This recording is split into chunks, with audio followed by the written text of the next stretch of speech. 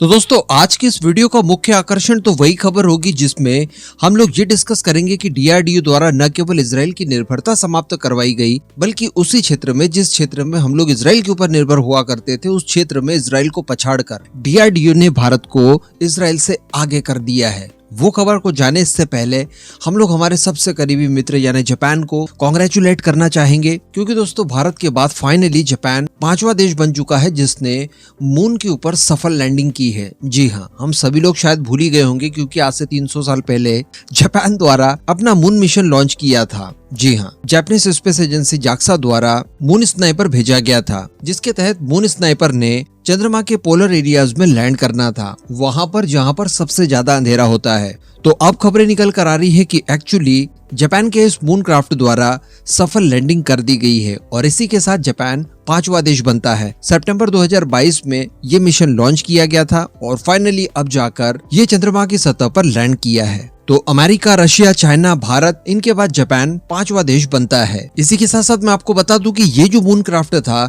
इसकी सबसे बड़ी विशेषता ये थी कि ये पिन पॉइंट एक्यूरेसी के साथ लैंडिंग करेगा। कहने का मतलब लैंड करवाने के लिए आप पर्टिकुलर पॉइंट को अगर चुन लेंगे तो ये वहीं पर जाकर लैंड करेगा। तो इसमें कामयाबी हासिल करना ये एक अपने आप में बड़ी बात होगी। ये जो मून स्नाइपर है इसे जापान की जाक्सा, इसके अलावा अमेरिकन नासा और यूरोपियन स्पेस एजेंसी द्वारा मिलजुल कर तैयार किया गया था। ये भी भारत के मिशंस की तरह काफी ज्यादा इकोनॉमिकली सस्ता, सुंदर और टिकाऊ था। केवल 831 करोड़ रुपए इसके ऊपर खर्च आया था। तो अल्टीमेटली पिछले साल जो मून के ऊपर लैंड करने की रेस लगी हुई थी जिसमें भारत, रशिया और जापान शामिल थे, इसमें भारत विनर रहा, रशिया असफल हुआ और दूसरा विनर जो था वो अब जापान साबित हो रहा है। तो इस बात के लिए जापान को बहुत सारी बधाइयां। साथ में एक छोटी सी एडिशनल खबर और दे दूं कि जापान द्वारा अमेरिका के साथ एक बहुत बड़ी डिफेंस डील की गई है जिसके तहत जापान अमेरिका से टोमाहोक मिसाइलें खरीदने जा रहा है। काफी बड़ा ऑर्डर है जिसके तहत जापान 400 मिसाइलें खरीदेगा अमेरिका से और इसके लिए जो डील हुई है इसकी टोटल वैल्यू है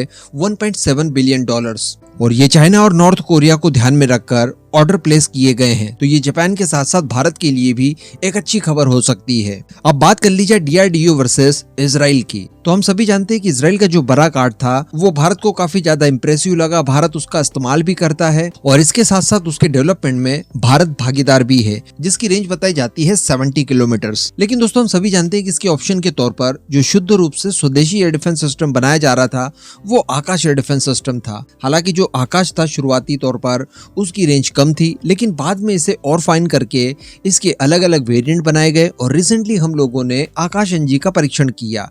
अब आकाश एनजी का परीक्षण तो किया लेकिन अभी तक डीआरडीओ द्वारा इसकी फुल पोटेंशियल पब्लिक डोमेन में नहीं रखी गई और इसकी कितनी रेंज है इस बारे में जानकारी पुख्ता तौर पर नहीं दी गई है। अब इसको लेकर बताया जा रहा है कि एक बहस सी छिड़ गई है और एक्सपर्ट्स का ये मानना है कि इसकी रेंज बराकेट से भी ज्यादा यानी 80 किलोमीटर है, क्योंकि इसकी मिसाइल में जो रॉकेट मोटर लगी है ये बराकेट की रॉकेट मोटर की तुलना में थोड़ी सी बड़ी भी है, इस वजह से ये उससे ज्यादा रेंज देने में कैपेबल भी है। इसके अतिरिक्त कुछ डाटा भी यहाँ पर आर्ग्यूमेंट में रखे गए हैं। तो जो डीआरडीओ की तरफ से ऑफिशियल डाटा रखे गए हैं हालिया परीक्षण के आधार पर, उनके हिसाब से बताया जा रहा है कि डीआरडीओ द्वारा जो आधिकारिक ब्रोशर जारी किया गया है उसमें इसका जो एल्टीट्यूड है वो 30 मीटर से लेकर 14 मीटर तक का बताया गया है। इसके बाद इसकी जो ऑब्लिक रेंज है यानी जब इसको तिरछी डायरेक्शन से हम लोग नापेंगे तो 30 किलोमीटर के आसपास ये रेंज आपको प्रोवाइड करवाता है। तो इन्हीं सब डाटा के कैलकुलेशन के आधार पर एक्सपर्ट्स का ये मानना है कि इसकी एक्चुअल रेंज 80 किलोमीटर है। हालांकि एक्सपर्ट्स का ये भी मानना है कि आकाश एनजी की रेंज 80 किलोमीटर तक तो होगी, लेकिन 30 किलोमीटर के अंदर इसकी ताकत कई गुना ज्यादा होती है, क्योंकि इस दौरान बताया जा रहा है कि ये सुपरसोनिक जो टारगेट्स होते हैं उन्हें भी मारकर गिरा सकता है। इसके अलावा जो कम आरसीएस वाले यानी स्टेल्थ कैटेगरी के जो टारगेट्स वगैरह होते हैं उन्हें भी ये मारकर गिराने की क्षमता रखता है। इसके अलावा अगर कोई टारगेट बहुत ज्यादा फास्ट स्पीड में जा रहा है, मैनवर्स कर रहा है या फिर बहुत कम एल्टीट्यूड पर उड़ रहा है, उन्हें भी ये मार गिराने की क्षमता रखता है। जबकि अगर 80 किलोमीटर की जो इसकी फुल पोटेंशियल है उसकी बात की जाए तो यहाँ पर ये थोड़े अलग टाइप के टारगेट्स को मार गिराने के लिए इस्तेमाल किया जा सकता है, जैसा कि फाइटर जेट वगैरह। लेकिन अल्टीमेटली ये जरूर कहा जा सकता है कि आकाश एनजी भारत को किसी भी तरह के ड्रोन हमले, किसी भी तरह के स्टेल्थ एयरक्राफ्ट, क्रूज मिसाइल्स, इस तरह के सभी खतरों से बचाने में सक्षम होगा। इसके अलावा ये 360 डिग्री का आपको कवरेज निकाल कर देता है। एक साथ 10 हमलों को ये न्यूट्रलाइज भी कर सकता है। तो कहने का मतलब एक बहुत बड़ी कामयाबी मानी जाएगी जो कि डीआरडीओ को अपनी मेहनत के आधार पर मिली है। तो इस बात के लिए डीआरडीओ और जापान दोनों को कांग्रेचुलेशन।